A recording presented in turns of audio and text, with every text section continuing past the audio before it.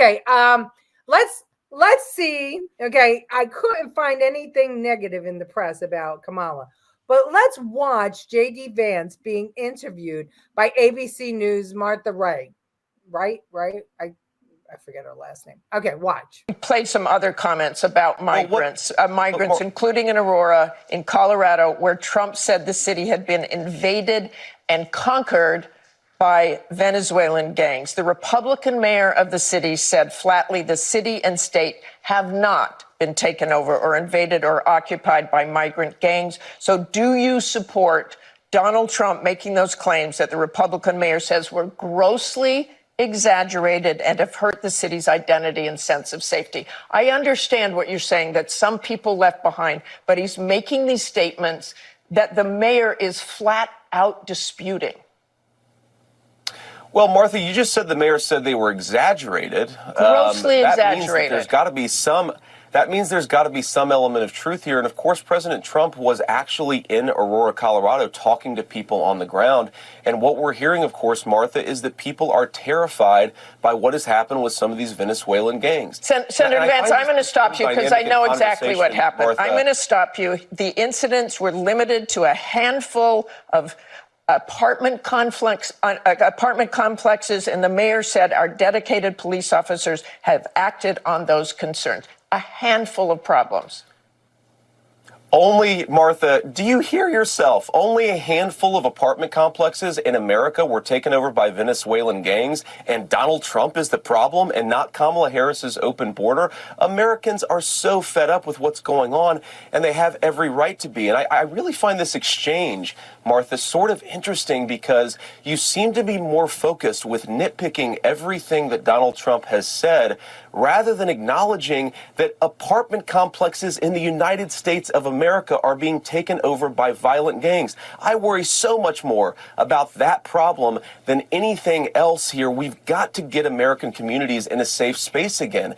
And unfortunately, when you let people in by the millions, most of whom are unvetted, most of whom you don't know who they really are, you're going to have problems like this. Kamala Harris, 94 executive orders that undid Donald Trump's successful border policies.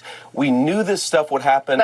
They bragged about opening the border, and now we have the consequences, and we're living with it. We can do so much better, but frankly, we're not going to do better, Martha, unless Donald Trump calls this stuff out. I'm glad that he did. Okay, let's just end that with they did not invade or take over the city, as Donald Trump said. I want to move on to just a few apartment complexes. No big deal. Just a handful of 500-unit apartment complexes. What's a couple of apartment complexes when we're going to get new neighbors? We need new neighbors. Just a handful. It's okay. Just 2,500.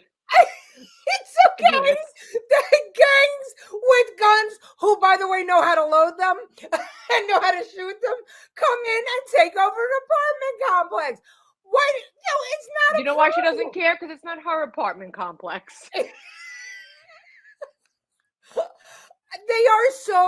They have such Trump derangement syndrome, they can't even understand what the hell they're saying. Well, I've never hated anybody. I just don't understand it. Like, even Kamala, like, I'll say she's pretty. You know, I won't say she's retarded. I'll say she's stupid. There's no hatred. I don't hate. That's right. But you know what? I mean, the fact that Martha and ABC is willing to cede that those people being terrorized in that apartment complex have to be terrorized for the greater good of protecting Kamala Harris and Joe Biden. Well, okay. So this is our news media, ladies and gentlemen. That is the story. The story is, hey, remember, we just heard that guy, the DA, who was an ADA before Kamala Harris became the district attorney in San Francisco, say the word on the street gets around. And so the drug dealers flock to San Francisco, and then they start having turf wars. What do you think is happening in Aurora? Okay, we're going to take over a couple of apartment buildings, and ABC is going to give us a pass. Even if one in Staten Island was taken over, it would be on the front line of the newspapers every single day. Remember when they just tried to move into that little church? Yeah. But they were just migrants, Families. and that was a shelter. These are gangs with guns. These, I'm saying. and the mayor who's trying to protect his, The mayor is protecting his reputation and how he's handling things. That's all he's doing. exactly. See, New York's mayor is a PUSSY for crying all the time. I mean, but all he does is cry about it instead of doing something about it. Like helping the governor get rid of Bragg, locking these people up, sending them back, and said he wants to whine and complain. And now look where he's standing. But this guy has, he has an ego. He doesn't want anyone to think anything's wrong where he's mayor. So back in the day, if video emerged of people with guns breaking into an apartment complex and taking it over, an investigative reporter would speak to the mayor, and the mayor would go, "Oh, there's no problem here. What are you talking about? There's no problem." It happens. It happened in Miami. I don't know what the mayor said there in '80. And the investigative reporter would have gone, "Are you crazy?" And the news story would be, "The mayor is complicit in allowing gangs because they're not doing anything about it." But no, now it's like, "Oh, okay, it's just a handful. It's just a handful." There is no investigative journalism anymore. We got to get Trump. So whatever they say, as long as it's against Trump, we're going to amplify that, to save democracy. And that's your democracy. People with AK-47, AR-15s, taking a little old lady out of her house so they can live there. There was 2 handfuls of migrants with guns on the cover of the Post today. Oh, I know that. I know that.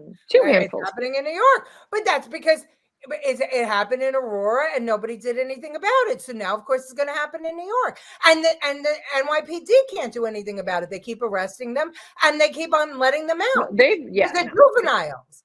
You know what I would do if I was NYPD? Sit in the car and never get out because nobody's protecting me.